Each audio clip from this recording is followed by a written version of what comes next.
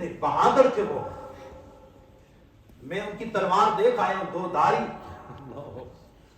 کتنے سر کاٹ چکی ہے, کتنے تلواریں توڑ چکی ہے, اور کتنا جری, کتنا پہلوان جو ایک ہاتھ کے حرکت سے خیبر کے دروازے کو گرا دے وہ علی.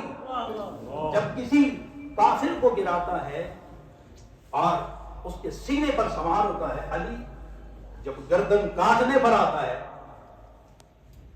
تو وہ کافر آپ کے منہ پہ تھوک دیتا ہے, آپ کے منہ پر تھوک دیتا ہے, تو آپ اس کے سینے سے نیچے چھوڑ دیتے ہیں.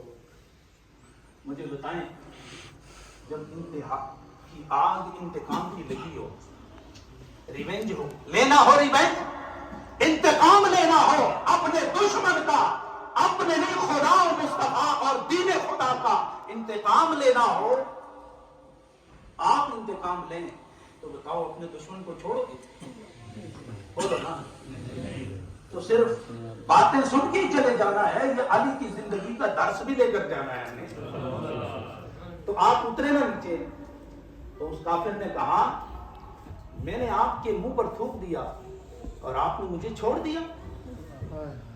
میں تو یہ چاہتا تھا کہ گلا کٹنے میں دیر نہ لگے, اور آپ کی تلوار تلواروں کو کاٹتی رہی ہے, جب میری گردن کاٹنے لگے, گلے پہ آپ کی تلوار چلے تو تاخیر نہ ہو, جلدی میری جان نکلے. آپ نے مجھے چھوڑ دیا. تو پتہ ہے علی نے کیا جواب دیا؟ آپ نے ارشاد فرمایا پہلے میری تیری لڑائی اللہ اور اس کے رسول کی رضا کے لیے, میں مارنا چاہتا تھا تجھے, اپنا انتقام نہیں لے رہا تھا, بلکہ میں خدا کی رضا کے لیے اور دین اسلام کی سربلندی کے لیے تجھے کاٹنا چاہتا تھا, اور اس رضا میں میں کسی چیز کو داخل نہیں کرنا چاہتا تھا, صرف خدا کے لیے تھا. جب تو نے مجھے تھوک دیا نا, میرے چہرے پر تھوکا, اب اگر میں تجھے مارتا تو اس انتقام میں جو اسلام کے لیے ہے علی, اس کے انتقام کی آگ بھی کچھ نہ کچھ شامل ہو جاتی. لہذا میں خدا کی رضا کے لیے جو کوئی کام کر رہا تھا اس میں اپنے نفس کا حصہ نہیں ڈالنا چاہتا تھا.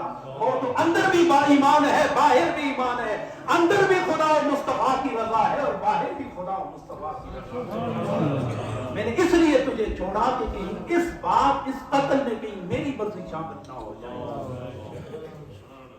آج کتنے لوگ ہیں جو کیسے کیسے انتقام لیتے ہیں, کبھی جادو کے, کبھی ڈونوں سے, کبھی غلط لوگوں سے مل کر اپنے دشمنوں سے انتقام لیتے ہیں. علی علی کرنے والے کبھی اپنے لیے انتقام نہیں لیتے, وہ انتقام لیتے ہیں تو خدا و مصطفیٰ کے لیے. اس کا نتیجہ کیا ہوگا؟ جب اس کافر نے ان کا یہ عمل دیکھا تو عرض کیا علی, پھر جس دین کے چشمے سے آپ سیراب ہیں اور آپ کا چہرہ گلاب ہے اور منہ سے یہ خوشبو نکل رہی ہے, خدا کے لیے پھر وہی چشمہ مجھے بھی عطا کیجیے, وہی کلمہ مجھے بھی پڑھا دیجیے.